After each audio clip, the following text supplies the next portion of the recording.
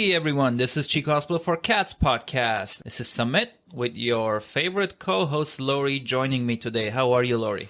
I'm good. Thanks so much for having me back. I'm excited to be here today. Absolutely, our pleasure. We love to have you on this podcast. So why don't you tell us what we're going to do today, and I'll start with my first example after that. Sounds good. So there are a lot of really interesting facts about cats that a lot of people don't know. And a lot of these facts are actually really helpful for cat owners and people who are interested in adopting cats. Or just fun too sometimes. Okay, they're just fun too. This is great for your next fact off with your friends. Yeah. But we thought we'd share 10 fat cat... 10 fat cats? 10 fat cats, which is different than 10 cat facts. That could be another episode in the future, right? Don't overfeed your cat. That is a cat fact. Yeah. No, so we're here today with 10 cat facts that you can either have for fun for yourself or you can share with some friends. Absolutely. So we'll each share 5 facts. Is that right? Yes, 5 facts for each of us. Okay, Samet, why don't you give us the first fact? Okay, my first fact is actually something that is confirmed to be true. Obviously, it's a fact. But Disneyland was set to have 200 cats, around 200 cats that they let free roaming at night to take care of the rodent problem. And when I went to Disneyland's website, I actually found a FAQ website where they literally answer questions as cats and humans to make it humorous. So let's say they ask, hey, do you really have cats? Are they spayed? Whatever. And so the cat answers to the question and says, no comment, because it's about spayed and neuter. And the human answers and says, yeah, we try to control them. Sometimes accidents happen and we just adopt them to the crew's families or something like that. So there is a huge squad of cats working for Disneyland, and in return they get paid with, Dead mice. Yeah. So that's my first fact. Wow. So how many cats are currently living at Disneyland? It's estimated around 200, but that's the rough estimate. It could be more or less sometimes, but it's a big, happy furry family down there.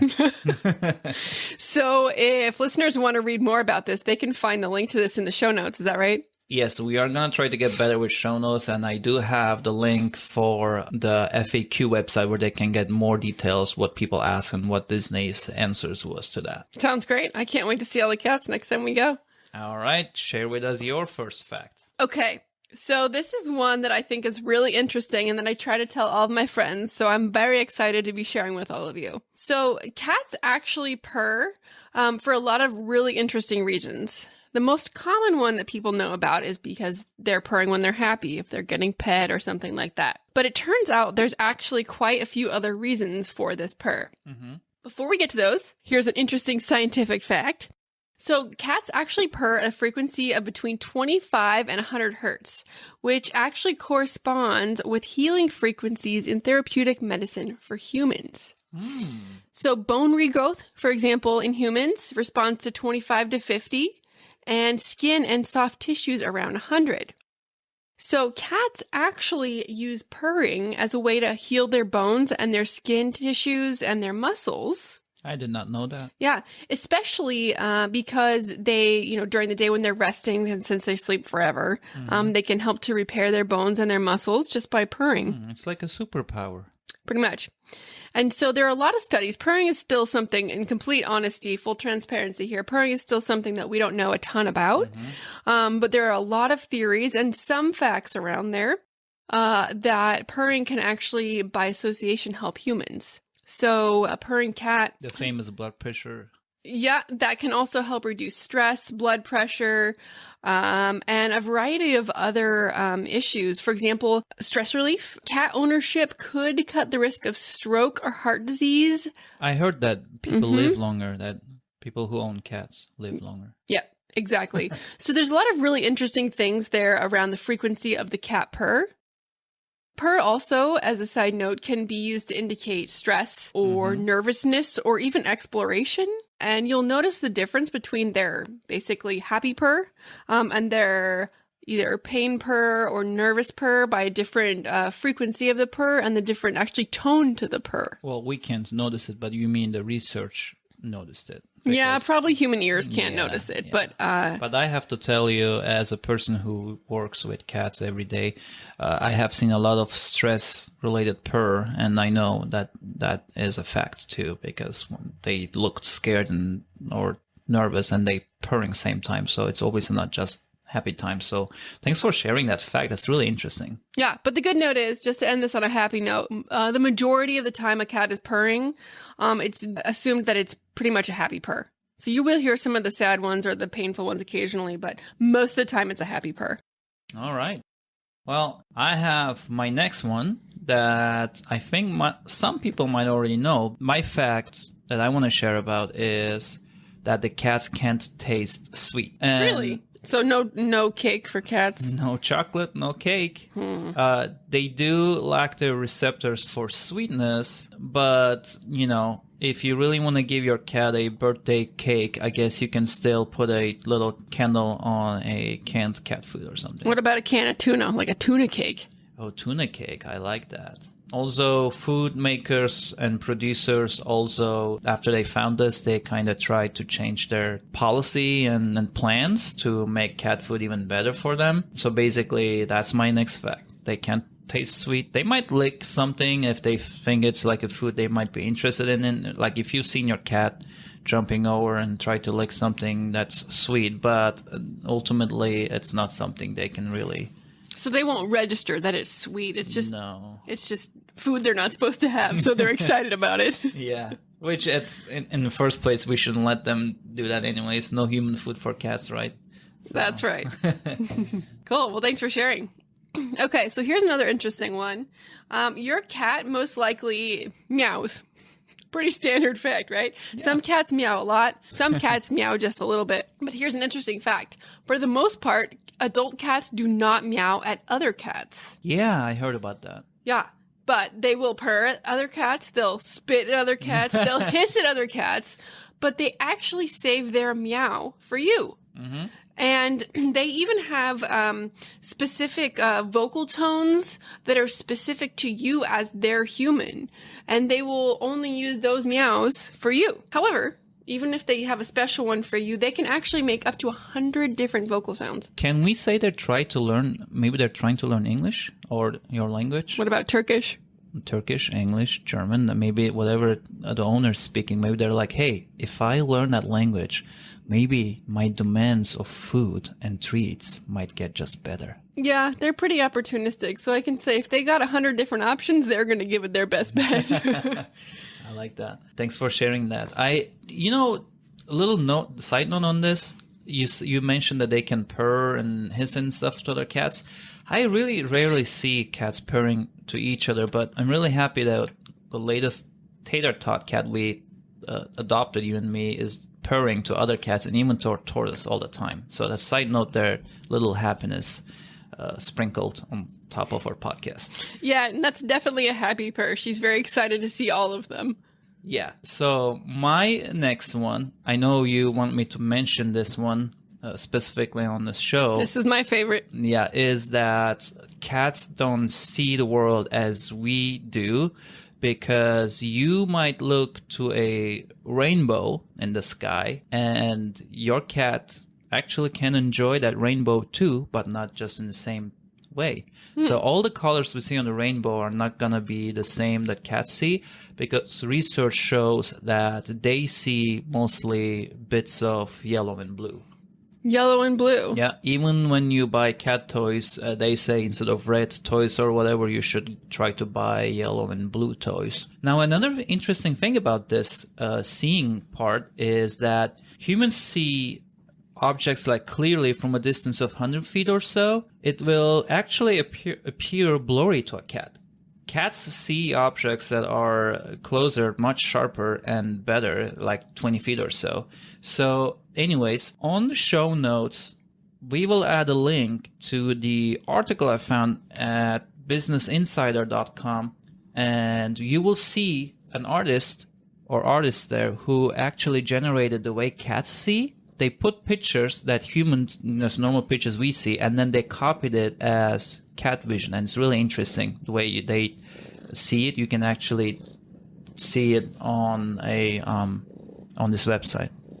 So are they able to see colors? So cats really like things like eating grass or playing in, if they're able to go outside in a safe environment, are they able to see like shades of green? Well, from that website and the way I looked at those pictures, it really looks like they are seeing something like your phone's sepia settings. So it's more like a yellowish thing with a little bit of blue in it. So question to the green grass, I'm sure it looks like a yellow grass to them. Okay, so they've got some crispy grass all around. Yeah, all the time. Crispy year-round. Okay. Well, I thought I'd take us to the next fact about befriending new cats.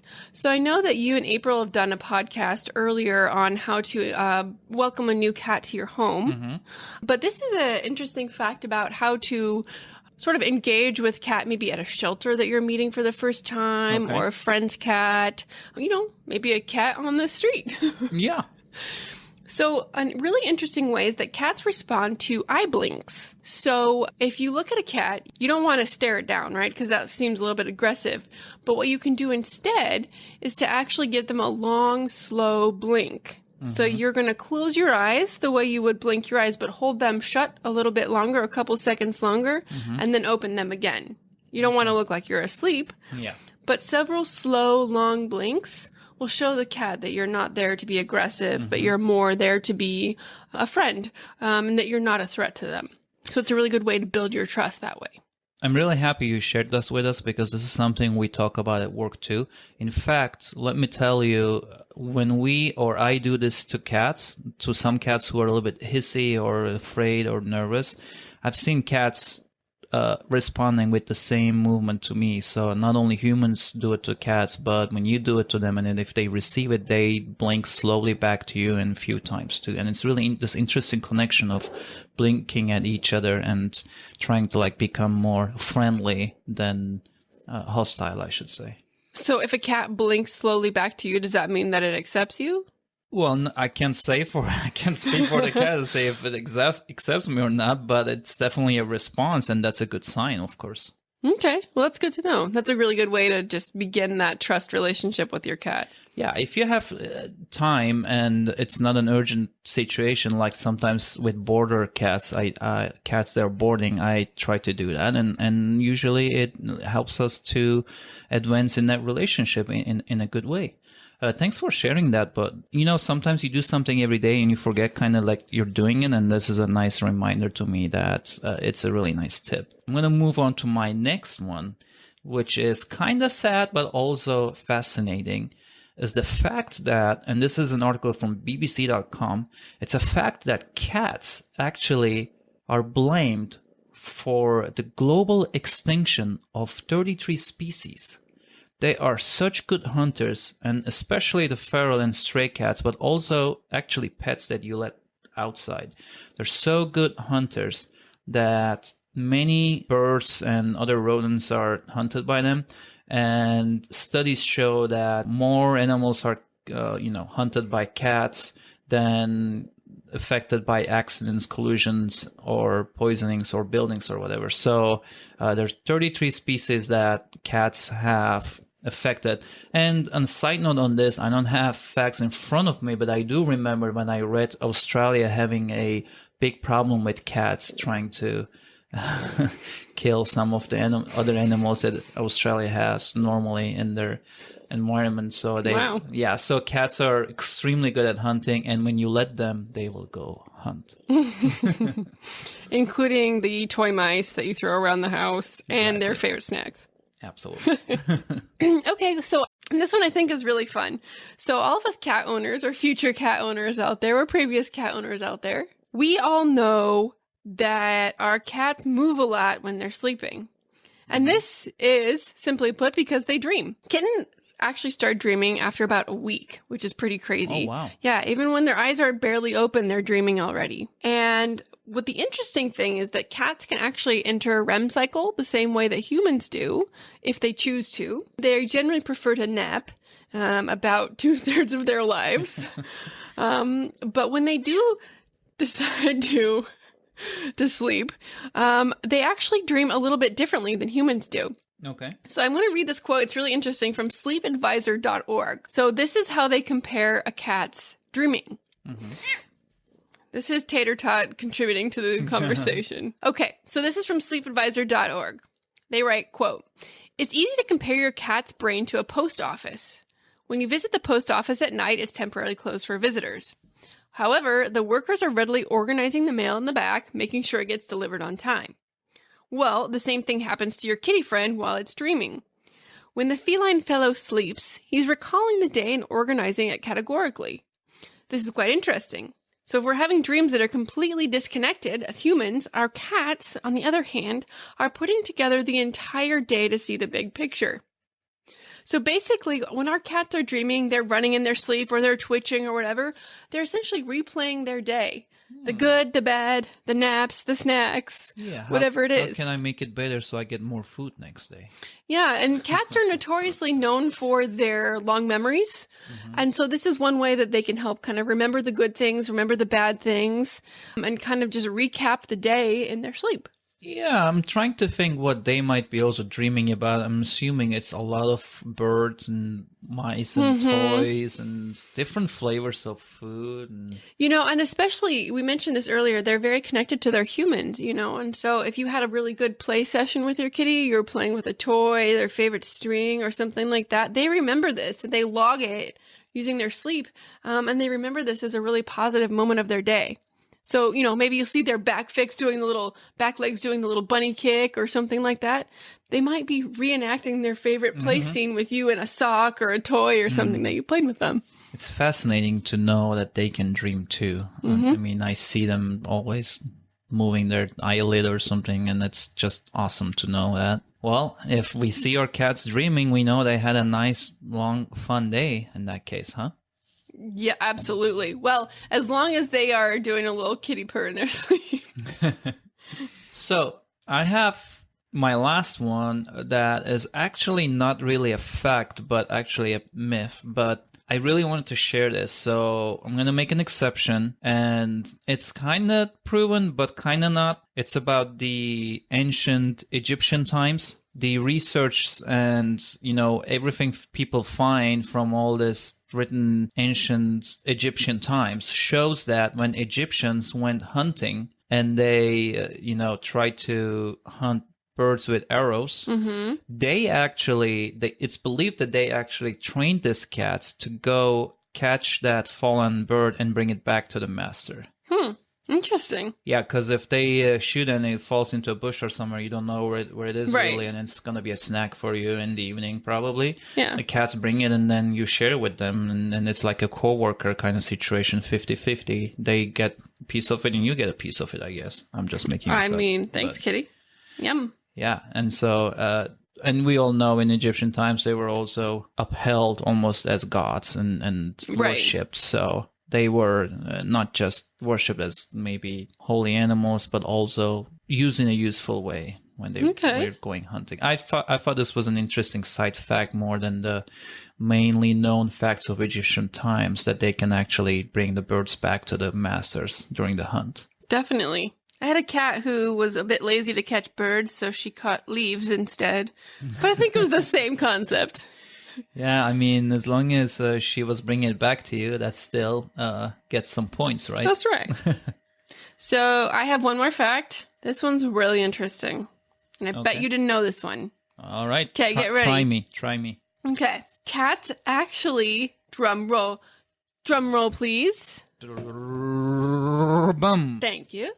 Cats can actually be right pod or left pod. Did you know this? I'm going to say yes, unfortunately.